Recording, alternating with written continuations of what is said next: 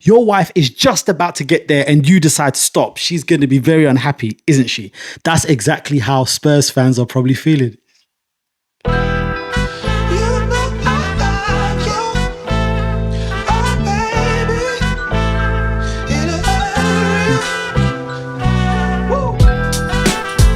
What's good, guys? Welcome back to All About Arsenal, and today we are discussing Eberechi Eze. But first, I have to rub salt into the wounds and let it begin to simmer into the pathetic lives of all of the Spurs fans thinking they had a chance of winning the Super Cup. They did, but we all know how that went. I was in the gym yesterday and I saw 1-0, then 2-0. I thought, whoa, Spurs are kind of looking kind of good, you know? And then Spurs just became Spursy.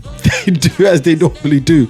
And I don't care. Listen, that title of being bottle jobs needs to be removed from Arsenal and placed, crowned on Spurs, because I don't care what no one says to me. Arsenal would not be 2-0 up in the 85th minute and just blow it all away. Arsenal wouldn't do that. But I knew as soon as PSG scored the first one, I said to myself, you know what? There's a high likelihood, there's a high chance that Arsenal could probably, I'm actually thinking about Arsenal, that PSG could probably do it again. And they did. It was an emphatic comeback, as they would say.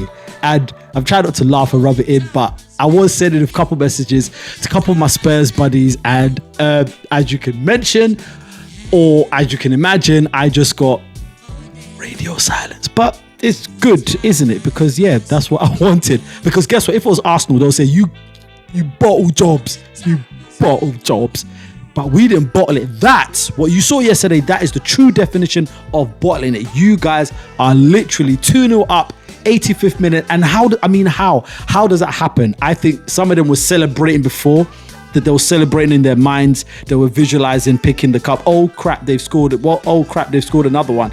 And yeah, that's how it went. So commiserations to Spurs. You really did well. But all jokes aside, they look better under Thomas Frank. I have to admit, under Ange, it was poetic chaos under Ange Postecoglou. There was a chaotic way that they played, but at least Ange can boast and say that he did win them a trophy. So he did kind of end on a high, but this is not about Spurs. This is called All About Arsenal. I'm Dio, and let's get into it. Eberechi Eze.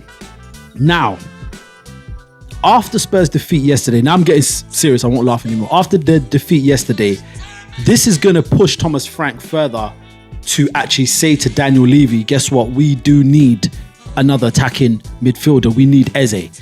We were almost there. We were on the cusp of doing something great, and it all went to smithereens at the end. And obviously due to lapse of concentration and XYZ, but then he's got a compelling case. We do need more attack. Couple with the fact that James Maddison is out and Kulusevski is also out as well, it only makes sense for them to actually bring in somebody extra and try and bolster up their attack. So that's one of the reasons why I probably believe, as an Arsenal fan, and it pains me to say this, but they are probably favourites, or I won't say favourites, but they will probably push it further than Arsenal. Now, Arsenal have Ethan Nwaneri and he is now signed and we're all happy. But at this moment in time, I'm going to say this, Arsenal fans, Arsenal need a goal. It's 0-0. We're playing one of those teams that sit in a low block. Let's be honest, Bournemouth might probably do that against us. Let's just say Bournemouth might do that against us and try to hit us on a counter-attack. Something they did similar to us last season. Do you bring on an Ethan Nwaneri, or do you look to an Eberechi Eze? Or do you have an Eberechi Eze and you're able to actually change the structure of your team where you can have Zubamendi or Rice sitting in the 6 in a lone position and have Eze and Odegaard as 2 number 10s. That is how I see Arsenal beating low blocks. Because if they try and out-crowd Odegaard, you've got a magician in Eze who can make something happen. So that's one of the reasons why I'm pushing why Arsenal need to get Eberechi Eze. But little to what people actually know, it was actually known that his release clause actually expired. Apparently, his release clause expires tomorrow, the 15th, which means now Arsenal are going to be free and other clubs are going to be free to actually make deals outside of the release clause. How do I know that? Having already approached Crystal Palace and said, listen, we're not willing to play that, but guess what? This is what we can do for you. We don't mind paying a little bit extra, but in installments, something that favours us. It could be 20 million up front, 25 million up front, but I know that Palace actually wanted 30 million up front. So there's been a lot of talk since this past weekend. Arsenal fans were going into meltdown saying we're going to lose Eze to Spurs. And that would be painful. But there was news yesterday that that might not happen. Let me go into it. Right. So this is according to... this is on MSN Sports. This is from Football Focus, but reported by MSN Sports.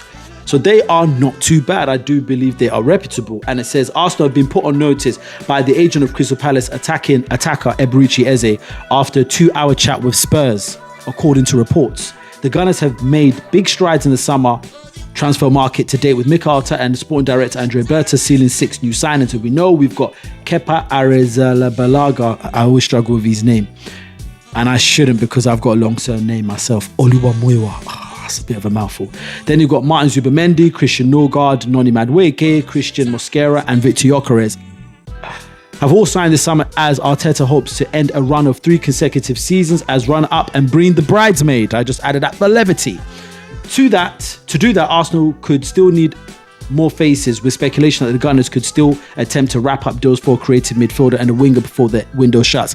I don't think they're going to get both. Arteta did express his desire to actually bring in more players and bolster up a bit. He did say in one pre-season press conference he does think we're a bit short.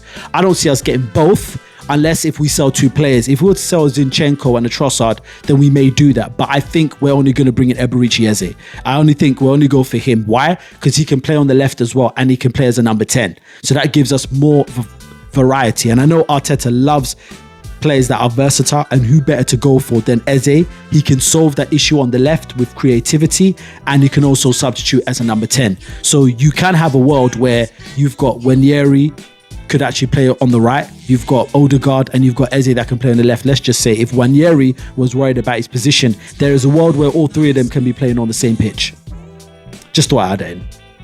Eze is a top target as a number 10, with Martin Odegaard's form dropping off slightly last season. But Crystal Palace 68 million demands have been the issue to date. Right, now there was talk from Tony Adams, legend, absolute legend, was actually saying that Martin Odegaard should be dropped as captain and given to Declan Rice. I do feel that Declan Rice is a great leader, but just because Martin Odegaard had one season where he didn't do so well, you can't say that. The season before that, we smashed it. We scored a record amount of goals and record amount of points. It was just that Man City were completely out of this world. That's why they edged us to it. But Arsenal did well under Captain Odegaard. I believe that injury he had when he suffered in the international break, he just wasn't the same after that. So people have to understand that some players, it may take them some time to get back on form. And you can see he was a player that was lacking a bit of confidence. But now, since Arsenal can have the strategy of playing a 4-2-1-3-1 and having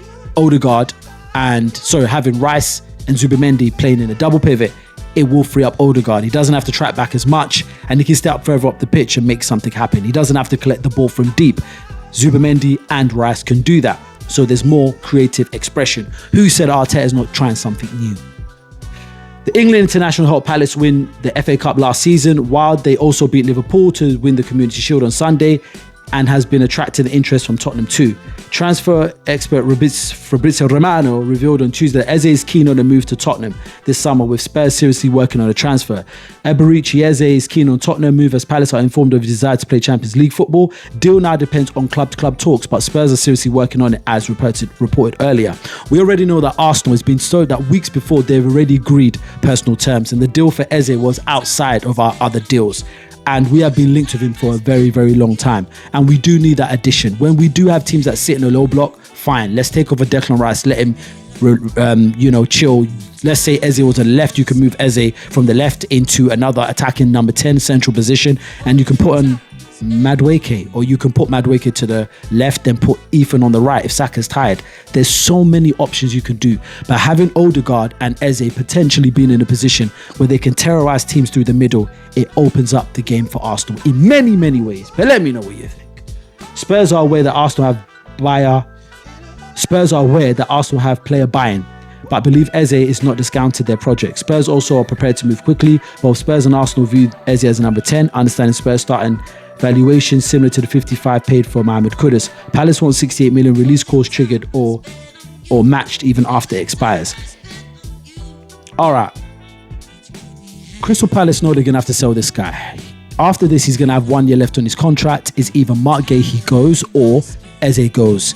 I know talks about Mark Gahey, but the thing is that Mark Gahey can run down his contract, go on a free transfer, and collect more money in regards to wages because he left on a free transfer.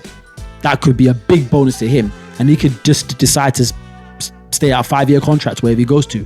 Also, if he lets his contract goes down and he has another amazing season, which I don't doubt that he wouldn't, he's going to be tapped up by a lot of other clubs. Even Arsenal could go for him, let's be honest. Free transfer, a lot of teams are going to come for him. So he's been clever. I don't think he wants to put all of his eggs in one basket. Madrid would go for him.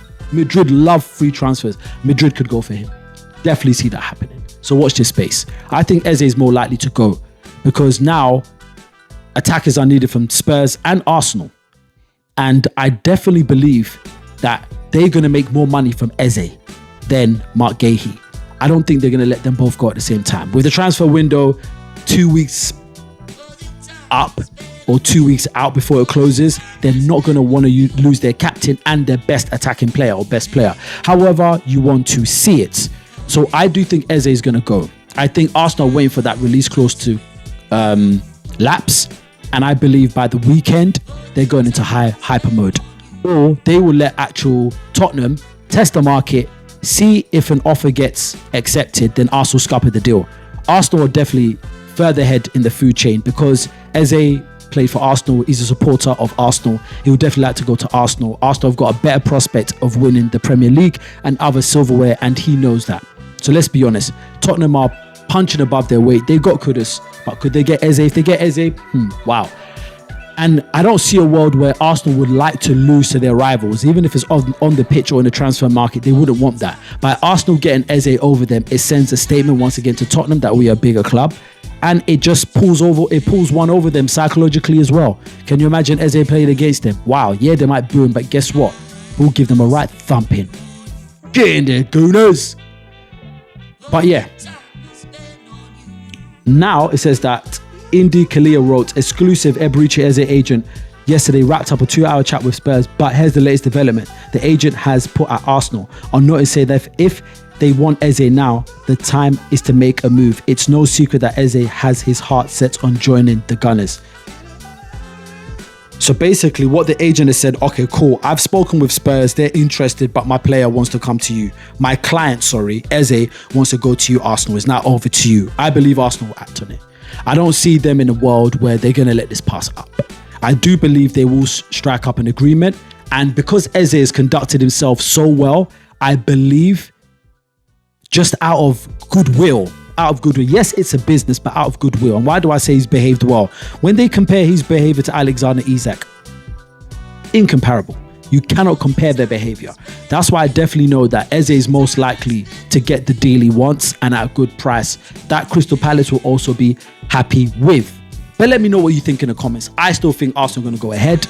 I still think once that release clause lapses, they're going to go straight for Eze. And the reason I've not been doing too many videos, because let's be honest, not much has been actually happening. Since we've got Gyökeres over the line, all our other players, we look good in our last game. Gyökeres got his goal. Now it's all roads to Old Trafford. But let's be honest, I believe by next week, we're going to definitely know what's happening with Eberechi Eze. But let me know what you think in the comments. And until the next video, peace.